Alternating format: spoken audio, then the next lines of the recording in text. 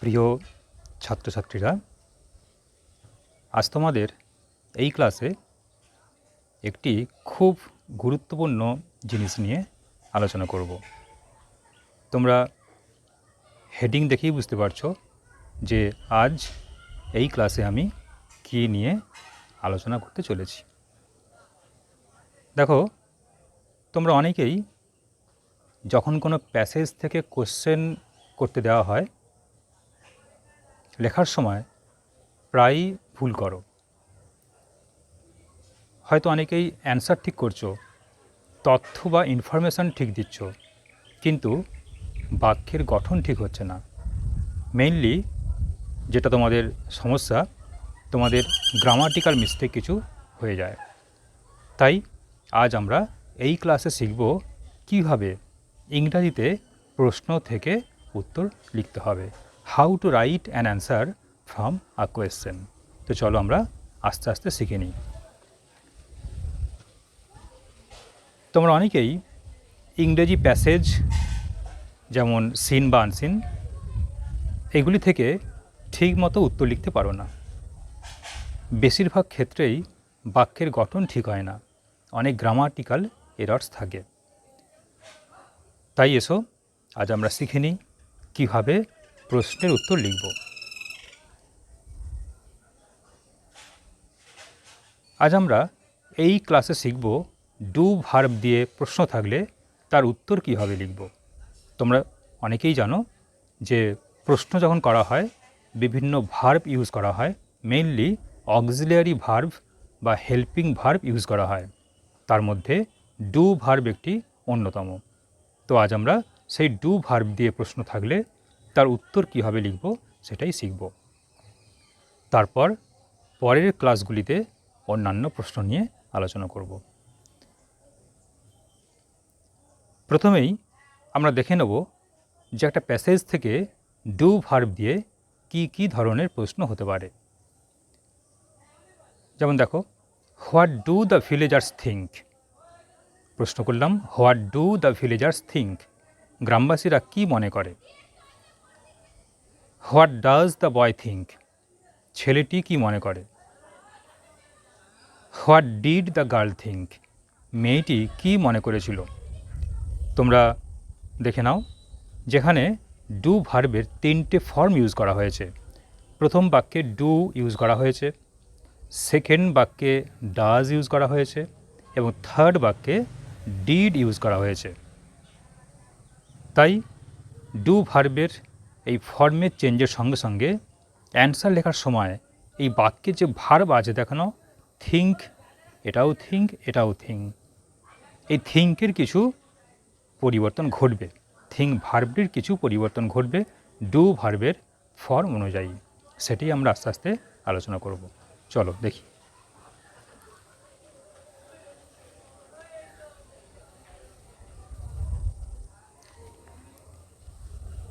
উপরের 3টি প্রশ্নেই ডু ভার্ব ব্যবহার করা হয়েছে। আমরা জানি ডু এবং ডাজ হলো প্রেজেন্ট টেন্স অর্থাৎ প্রেজেন্ট ফর্ম, আর ডিড হলো পাস্ট টেন্স। এটা সবাই জানো, তবু একবার বলে দিলাম। এবার দেখি উপরের প্রশ্ন 3টির উত্তর কীভাবে লিখব। প্রথম প্রশ্ন কী ছিল? What do the villagers think. দেখো, এই বাক্যে আগে দেখে নাও সাবজেক্ট কোনটি, গ্রামবাসীরা কি মনে করে। সাবজেক্ট কোনটি? খুব সহজেই বুঝতে পারবে যে ডু ভার্বের পরেই কিন্তু সাবজেক্ট থাকবে। দ্য ভিলেজার্স সাবজেক্ট এবং থিঙ্ক হলো ভার্ব, থিঙ্ক ভার্ব এবং ভিলেজার্স সাবজেক্ট। দেখো, যখন আমি অ্যান্সার লিখেছি কি করেছি, প্রথমেই সাবজেক্ট লিখে দিয়েছি দ্য ভিলেজার্স, এরপর ভার্ব যেটা ছিল থিঙ্ক আমি সেটাই লিখেছি থিঙ্ক, এবং মাঝে আমি ডু ভার্বটা লিখেও কেটে দিয়েছি, কারণ ডু লাগবে না, দরকার নেই। কোশ্চেন করার সময় ডু লাগে, অ্যান্সার করার সময় আমার ডু এর প্রয়োজন হয় না। তাহলে অ্যান্সার কীভাবে করব দেখে নাও। ডু এর পরে যে সাবজেক্ট ছিল দ্য ভিলেজার্স লিখবো আগে। এরপর যে ভার্ব ছিল থিঙ্ক, সেই থিঙ্ক ভার্বটা লিখলাম, দ্য ভিলেজার্স থিঙ্ক। এরপর যে অ্যান্সার লিখবে হবে আমরা লিখব the villagers think that, etcetera etcetera, যা অ্যান্সার হবে সেটা লিখব। তাহলে তোমরা এটা মনে রাখবে যে কোনো কোশ্চেন ডু ভার্ব দিয়ে হলে সেই ক্ষেত্রে ভার্বের এই যে মেন ভার্ব সেই ভার্বের কোনো রকম ফর্মে চেঞ্জ হচ্ছে না, থিঙ্কই রয়ে গেল। বুঝতে পেরেছ? এবার চলো আমরা নেক্সট কোশ্চেন দেখি। সেকেন্ড কোশ্চেন কী ছিল? What does the boy think? ছেলেটি কি মনে করে? এখানে দেখো ডু ভার্বের ডাজ ফর্ম ইউজ করা হয়েছে, ইএস যোগ করা হয়েছে। একইভাবেই অ্যান্সার লিখব। আগেই বলেছি ডু ভার্বের পরে যে সাবজেক্ট থাকবে সেই সাবজেক্ট আমরা লিখব আগে। দ্য বয় আগে লিখলাম, দ্য বয় সাবজেক্ট, এবং যে ভার্ব সেই ভার্বটাও লিখলাম থিঙ্ক। কিন্তু এই ভার্বের সঙ্গে এস যোগ করা হলো। কেন এস যোগ করা হয়েছে? কারণ ডাজ আছে বলে, এবং ডাজটা তো আমি কেটেই দিয়েছি, এখানে দেখতে পাচ্ছ ডাজ লাগবে না। তাহলে ডাজ দিয়ে প্রশ্ন থাকলে কি করব? প্রথম সাবজেক্ট লিখব, সাবজেক্ট লেখার পর যে ভার্ব থাকবে সেই ভার্বের সঙ্গে এস যোগ করতে হবে, এস বা ইএস যোগ করতে হবে। যদি গো থাকতো গোজ হতো, জিওইএস হতো। থিঙ্ক আছে বলে থিঙ্কস হয়েছে। তাহলে বুঝতে পেরেছ যে ডাজ দিয়ে প্রশ্ন থাকলে একই রকম নিয়মে আগে সাবজেক্ট, তারপর ভার্ব, আগে সাবজেক্ট দ্য বয় লিখলাম, তারপরে ভার্ব থিঙ্ক লিখলাম। কিন্তু ডাজ যেহেতু আছে থিঙ্কের সঙ্গে এস যোগ করতে হবে। ক্লিয়ার? এটা ডু থাকলে ভার্বের চেঞ্জ হচ্ছে না, ডাজ থাকলে ভার্বের সঙ্গে এস বা কোনো কোনো ক্ষেত্রে ইএস যোগ হতে পারে। এই হচ্ছে নিয়ম। এবার আমরা নেক্সট কোশ্চেন আসব। What did the girl think? এখানে ডুয়ের পাস্ট টেন্স ডিড দেওয়া হয়েছে। একইভাবেই সেই ডু ভার্ব বা ডিড ভার্ব এরপর সাবজেক্ট যেটা আছে লিখব আগে। লিখলাম দ্য গার্ল, সাবজেক্ট লিখে ফেলেছি দ্য গার্ল।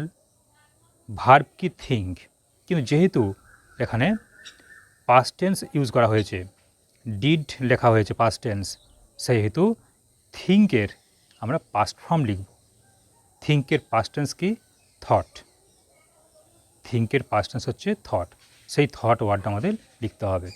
তাহলে কি শিখলাম? যে ডিড দিয়ে প্রশ্ন থাকলে, ডিড দিয়ে যদি প্রশ্ন থাকে সেই ক্ষেত্রে একই রকম নিয়মে আগে হবে সাবজেক্ট, দ্য গার্ল লিখেছি সাবজেক্ট দেখতে পাচ্ছ। এরপর ভার্বের পাস্ট ফর্ম লিখব থট, থিঙ্ক থেকে থট। এবার বাকি যা হবে আমরা অ্যান্সার লিখতে পারবো। তাহলে কি দেখলাম? যে ডু ভার্ব দিয়ে প্রশ্ন থাকলে ভার্বের কোনো রকম চেঞ্জ হচ্ছে না, ডাজ দিয়ে প্রশ্ন থাকলে ভার্বের সঙ্গে এস বা ইএস যোগ হচ্ছে, ডিড দিয়ে প্রশ্ন থাকলে ভার্বের পাস্ট ফর্ম লিখতে হচ্ছে। এটা মাথায় রাখতে হবে, ভার্বের কিন্তু পাস্ট ফর্ম লিখতে হবে। আর প্রত্যেকটা ক্ষেত্রে একই নিয়মই, ডু ডাজ ডিডের পরেই যে সাবজেক্ট থাকে সেই সাবজেক্ট আমরা আগে লিখব। নাও টেস্ট ইউর সেলফ। তাহলে আমরা এতক্ষণ যা শুনলাম, যা শিখলাম, এবার দেখি তোমরা কতটা বুঝতে পেরেছ। একটু নিজেরাই নিজেদেরকে টেস্ট করে নাও। কিছু কোশ্চেন আমি দিই, চলো। Why do the boys Cry out? বলো এর অ্যান্সার কী হবে? Why do the boys Cry out? তোমরা মনে মনে বলো কী অ্যান্সার হবে? The boys the boys Cry out. বা অনেকে ঠিক বলতে পারছো। আমি একটু আগেই বলেছি যে ডুয়ের পরে যে সাবজেক্ট সেই সাবজেক্ট আমরা আগে লিখব, দ্য বয়েজ আগে লিখব, লেখার পর কী লিখব? Cry out. কোনো চেঞ্জ হবে না যেহেতু ডু ভার্ব আছে। ওকে, দেখি আমরা তাহলে অ্যান্সারটা কী হচ্ছে। The boys Cry out because. কেন বিকজ বললাম? যেহেতু হোয়াই দিয়ে প্রশ্ন ছিল। তোমরা জানো যে হোয়াই দিয়ে প্রশ্ন থাকলে বিকজ আমাদের লিখতে হয় বেশিরভাগ ক্ষেত্রেই। তো the boys Cry out, the boys subject, Cry out verb, বাকিটা। নেক্সট কোশ্চেন দেখি। When does the girl go to school? When does the girl go to school? দেখো এখানে কোশ্চেন হয়েছে কি ভার্ব দিয়ে? না ডাজ ভার্ব দিয়ে। কোশ্চেন হয়েছে ডাজ দিয়ে। তোমরা নিশ্চয়ই জানো অ্যান্সার লেখার সময় কী করব, আগেই বলেছি, বলো কী হবে? কোনটা প্রথম লিখব? দ্য গার্ল, সাবজেক্ট লিখব আগে, দ্য গার্ল। লেখার পর কী লিখব? না গো। এই গো যে ভার্বটি আছে, এই গো এর সঙ্গে কিন্তু আমাকে এস বা ইএস যোগ করতে হবে, এখানে ইএস যোগ করতে হবে। The girl goes to school. দেখে নাও অ্যান্সারটা কী হচ্ছে আমাদের, দেখি। The girl goes to school. দেখতে পেয়েছো? The girl subject, goes verb, যেহেতু ডাজ দিয়ে প্রশ্ন ছিল তাই গোয়ের সঙ্গে ইএস যোগ করতে হলো, গোজ টু স্কুল। এবার বাকি যে অ্যান্সার হবে, বুঝতে পারছো তাহলে যে ডাজ দিয়ে প্রশ্ন থাকলেই ভার্বের সঙ্গে আমাকে এস বা ইএস যোগ করতে হচ্ছে। এবার আমরা নেক্সট কোশ্চেনে যাব।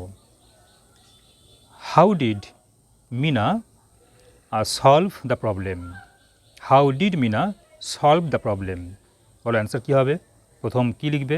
আগেই বলেছি যে ঠিক ডু ভার্বের পরে যে সাবজেক্ট আছে সেটা লিখব, তাহলে অ্যান্সারে প্রথম লিখব মিনা। এরপর কি করতে হবে? না সলভ হচ্ছে ভার্ভ, সলভ হচ্ছে এখানে ভার্ভ, মেন ভার্ভ। ডিড যেহেতু পাস্ট টেন্স, তাহলে সলভের পাস্ট ফর্ম লিখতে হবে। তাহলে অ্যান্সার কী হবে? দেখো অ্যান্সার দেখে নাও। Mina solved the problem. সলভের সঙ্গে ডি যোগ করা হয়েছে, মিনা সলভড দ্য প্রবলেম। এবার অ্যান্সার যেমন হবে লিখবে, এইভাবে অ্যান্সার তৈরি করতে হবে। ওকে, তাহলে আমরা কি শিখলাম? না ডু ভার্ব দিয়ে প্রশ্ন থাকলে উত্তর লেখার সময় ডু, ডাজ, ডিডের পর যে সাবজেক্ট আছে সেটা আগে লিখতে হবে। আবারও বলছি, ডু ভার্ব দিয়ে প্রশ্ন থাকলে উত্তর লেখার সময় ডু, ডাজ, ডিড এরপর যে সাবজেক্ট আছে সেটা আগে লিখতে হবে। তারপরেই ডু দিয়ে প্রশ্ন থাকলে ভার্বের কোনো পরিবর্তন হবে না। ডু দিয়ে যদি প্রশ্ন থাকে তাহলে যে ভার্বটি আছে সেই ভার্বটাই বসে যাবে, কোনো পরিবর্তন ঘটবে না। ডাজ দিয়ে প্রশ্ন থাকলে ভার্বের সঙ্গে এস বা ইয়েস যোগ হবে, এবং ডিড দিয়ে প্রশ্ন থাকলে ভার্বের পাস্ট ফর্ম বসাতে হবে। ক্লিয়ার? নিশ্চয়ই তোমরা বুঝতে পেরেছ। তোমরা ভিডিওটি বারবার দেখো, আশা করছি বুঝতে পেরে যাবে। তো আজ এই পর্যন্তই। আমরা পরের ক্লাসে অন্যান্য ভার্ব দিয়ে কোশ্চেন থাকলে কীভাবে অ্যান্সার লিখব শিখব। ওকে।